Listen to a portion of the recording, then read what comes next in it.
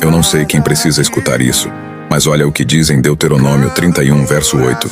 Não tenha medo nem desanime, pois o próprio Senhor irá à sua frente e estará com você.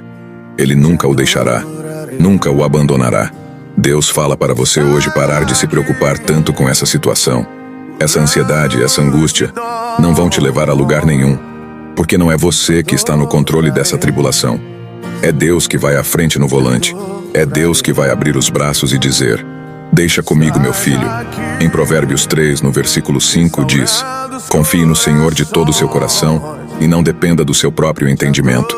Tem coisas que você não vai entender de imediato. Só Deus vai saber daquilo, do porquê daquilo.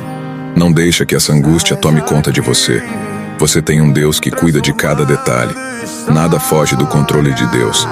Confie nele e descanse, porque para Deus tudo já deu certo.